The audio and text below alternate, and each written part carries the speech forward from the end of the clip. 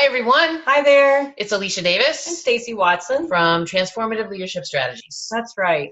And we're talking about people's success stories today, Stace. Yes, we are. And we're also talking about confidence. And we're talking about lots of confidence. We got some pretty confident people going out in the world. I know. It's very inspirational. It People really in our technology leadership experience program, people that were coaching in organizations, managers, all kinds of people just kind of sitting up taller, speaking prouder, and just feeling better about themselves. That's right. So if you've been paying attention or if you've been looking at our newsletters and seeing any of our videos the last several weeks, we've been talking about confidence. Yes. We've talked about different elements of confidence. In fact, we have a confidence wheel, which we've had as an attachment to all of those newsletters, and we're glad to share that with you.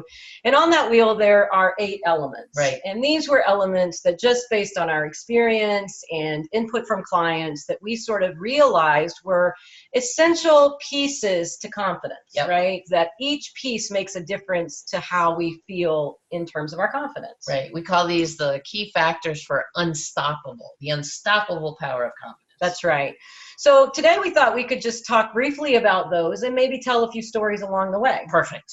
So the first place we start, and we start with confidence, but we also start with this and a lot of other coaching Pretty that much we do. every single one. Exactly. And it's the idea of connecting to your core values, because the idea is that if I don't really know who I am and feel connected to what's important to me, it is really hard for me to show up in a way that allows me to be my best self. That's right. And it's only in being my best self that I can feel confident. Right. And in showing up, right? Showing up is also about having awareness. Yes. Which is exactly what you're talking about. Yes. And then that also can translate to how do we be more intentional? Yes. And so this whole idea of how can we be more present, so we're present with our awareness of what's important to us, our values, we're also present around what's happening outside of us and inside of us. And so that theme of awareness and intention building and being as present as possible in every moment, we just wove that and continue to weave that throughout every single concept that we talk about. That's right. So even there are 2 slices of the pie, they're pretty important ones. They're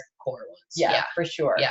So what was the next one, Steve? So the next one is one that we've gotten a few puzzled faces, because it's really, we call it intellectual knowledge, right? And it's this idea that if I don't know what I feel like I need to know, then it can really make it difficult for me to feel confident. For sure. Yeah. And if you don't know what you need to know, then how do you figure out how you find out what you need to know? Well, so we actually kind of tied this together with another one of the factors, which was how do you collaborate with others? So not just how do you work with others, but how do you actually, get mentored by other people? And, we're going to share just a few kind of themes that we've heard. And one of those themes was, that even recognizing when you have a tendency to not speak up can be because you're just not unsure. You're unsure about something. You just don't know what you don't know. That's right. Right. And so one way that one of our clients solved for that was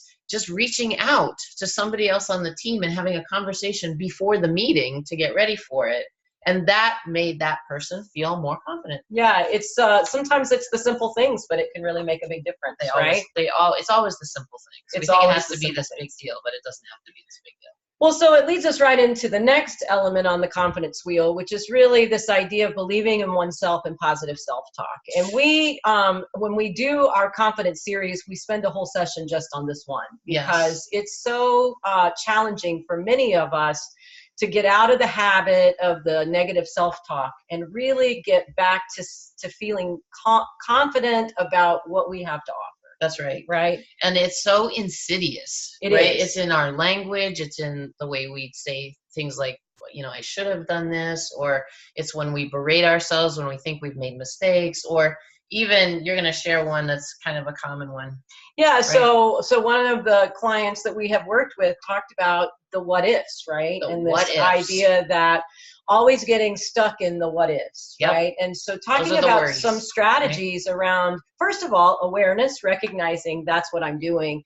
And then second of all, thinking about ways to work around that, or to sort of get past that, so that you Yep. can start feeling confident about the solutions that you have. And our clients come up with really creative solutions. Well, they do. And right, what is it that, insanity is saying the same thing over and over again and expecting a different result? Well, That's right. if you're saying the same thing and you're not getting the result that you want, you've got to change that up in your head. And that what if just contributes to worrying.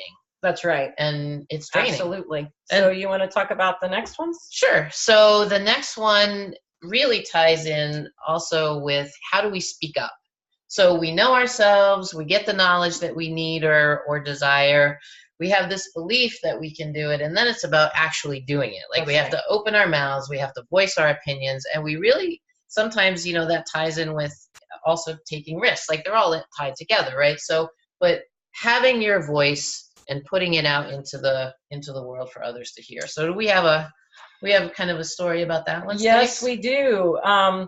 So I think that this is a really interesting example, and we've heard this actually from a few clients. It's this idea that, sometimes I might feel less than, or I might not feel confident, and so other people in the meeting or other people in my organization might make me feel like I'm not as capable as they are. Yes. Or maybe I come up with great ideas, and then all of a sudden someone else is using my idea. Right? Oh, I hate that. Right. So it's so powerful as a coach to see people start to kind of understand that's happening, awareness, right? Mm-hmm. And then really find techniques and tactics to address that in a way that's, collegial and kind and appropriate, but also really healthy from a boundaries perspective. Right. So this whole speaking up and then the risks associated with that, people can have really high rewards when they learn how to deal with that. That's right. And sometimes it's just as simple as setting boundaries, or just saying, I appreciate that you like that. That was my idea. And,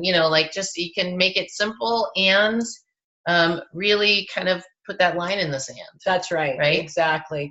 One of the things that we often hear, and we hear this from women, not just women, but we do hear this from women, is this idea, I'm always apologizing. Oh, right? Yes. I'm sorry that I held the door open for you. I'm sorry that I forgot to tell you about that. I'm sorry, whatever, right? Exactly. And of course we want to be kind with our colleagues, and we want to be appropriate and respectful. And we want to find ways to do that sort of don't diminish ourselves. That's right. That are not self-deprecating, or that aren't diminishing or making us smaller in any way, right? That's right. Matter just like everybody else matters.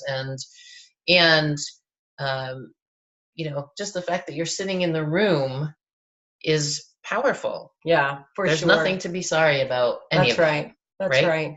So we just wanted to share this with you. Thank you for following us on the journey. If you're, if any of these speak to you, we certainly are happy to always chat with anyone. If you're interested in how you might be able to bring this to your organization in a, time-effective, cost-effective way, we'd certainly love to talk to you about that. That's right. It's work we love. It seems that people who participate in it really walk away feeling more confident, like really having very specific tactics and strategies that they can use, and awareness. And they're being it.